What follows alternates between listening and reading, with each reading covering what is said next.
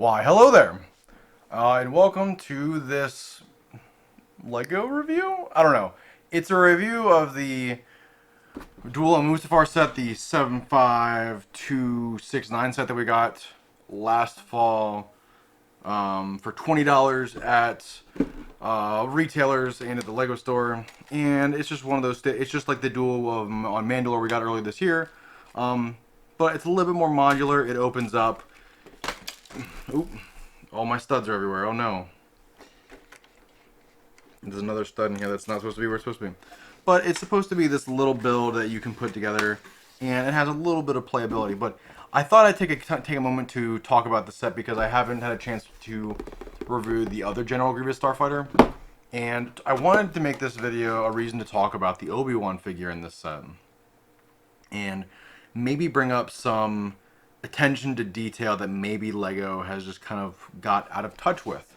So we'll talk about the set a little bit, we'll talk about the build and the characters, and then we'll talk about my thoughts on the set and why ultimately the quality on this set brings down others from, you know, a similar time frame. So getting into the duel first, we have the book. It's a small book. It's a Lego instructions book. But the really cool thing is that with this set, it's not as big as some of the other duels we've had for Mustafar. There was the one we had in the early 2000s that was for Revenge of the Sith. That was big and it had no play features, but you know, you could put them all over the set and it felt like it worked. And for years we've been asking for like a sort of architect style series for Star Wars, where it's like Naboo Palace on Naboo, Mustafar mining station on Mustafar. Those kind of things would definitely sell really well. And so it looks like we're leaning more into that eventually, but I don't think we're ever going to get a full Mustafar base with a mining facility, at least not yet. But what I can say on this set is it is very neat. It has this neat feature where these sets can be played with. You grab one of this Technic piece on this side, and then this set on this side. You can move them back and forth, and you can knock Anakin off as it was always portrayed in the movie. Because Obi-Wan just loves high ground. So the other thing that I wanted to mention about this was that I think the fire goes right here. The set also has a play feature that it can separate, and it can reconnect on the backside here, and then it is also a... I don't know if this set would still be considered a play feature because you can't really wiggle it as well like this, but the reason I gave Obi-Wan the other hilt here is just because I like to imagine that in another universe, Obi-Wan just takes his lightsaber and explains, "This is your life, Anakin." And, you know, Anakin decides to not be part of the dark side, but, you know, things are different. You do get a neat little Anakin here that has his yellow crazy eyes, I like to say. I kind of wish they included a version of Anakin that had different legs and arms because he loses them in this battle. And obviously he has burns on his jacket, and then Obi-Wan, it's the same Obi-Wan from the General Grievous Starfighter from earlier this year with the burns on it when the other set isn't supposed to have the burns. And so overall, the set for $20 to get an Anakin and Obi-Wan, which was in a $30 set and in a I think it's a $30 and a $60 set. This is $60, while the Anakin Jedi Starfighter we got, I believe, is like $30. I think it's either 25 or 30, depending on where you go. Now, as far as the build goes, it's solid. It's definitely going to hold together. I've noticed that this piece that's supposed to represent the station, when it comes down, it can kind of break off the bottom here. It's not supported too well. I think that what they could have done better with this set is this little 1x2 flat plate could be a slope, and it would help that rest a lot easier there on the bottom and hold it in place. You do get some nice pieces here with the like lava fixture on the set itself. Definitely a good build. I would recommend having this if you just want to have a nice display piece. Personally, I'm going to keep mine in folded mode, just like this, so I can have it nice and displayed. Now, the only other thing that I really don't like about this set is that the figures don't really stay on here too well. I'm not sure how you would remedy this, but it's just a noticeable kink with the set. Now, going on to the reason why I was really hesitant on buying this set for a long time, and the reason for that is just because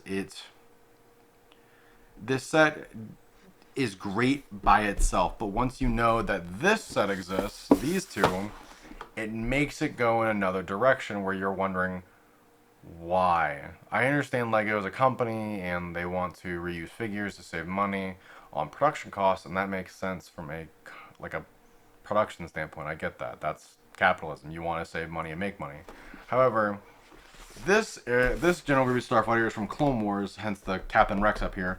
But also, it's from Clone Wars because the figures are are from the episode when Grievous is being hunted through his base in the mountains, and he has to be rebuilt by A4D.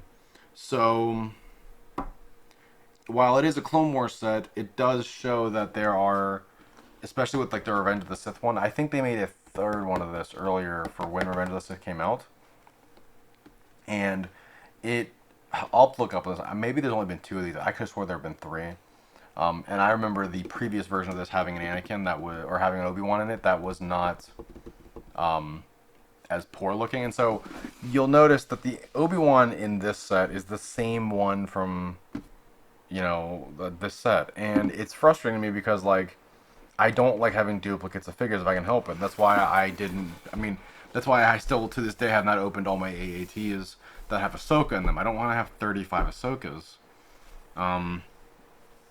It's one of those things that, like, I tend to try to keep my Lego figures in a bin for the year that they come in, but it's like I left this Obi-Wan in the cockpit of the Starfighter and put Grievous in with the other with the droids, and it's just frustrating because, like, I know they've made subtle nuances because in this set alone, you notice that he does not have the yellow eyes or in the Jedi Starfighter, he doesn't have the yellow eyes that this set has.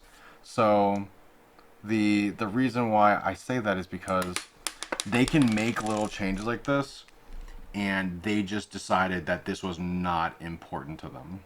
It was not important enough to change the torso for these sets. It was easier just to keep them going down the same production line, throw them in with the bags of bricks, and call it a day.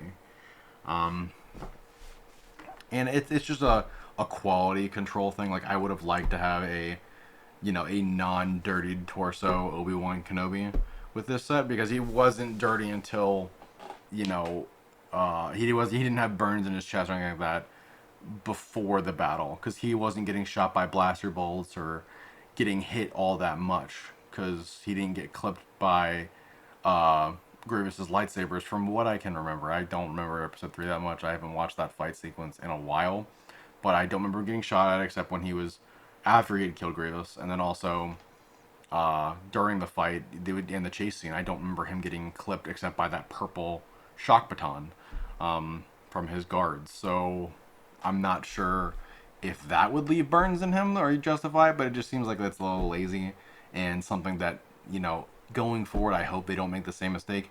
Also, I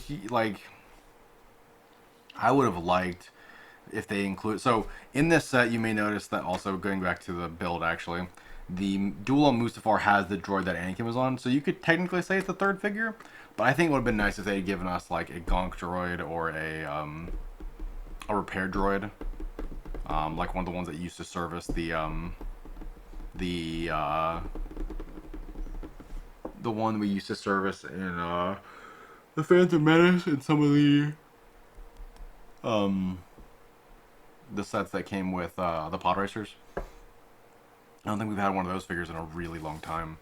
But yeah, I mean, overall, the set's actually worth it for $20. I recommend picking it up before it goes out of stock, or before Christmas comes around, because it does make a great stocking stuffer. It's $20. You get 2 figures, and you get about 200 or 300 pieces. It's definitely worth it. But, I mean, hey, let me know. Do you guys think this set sucks?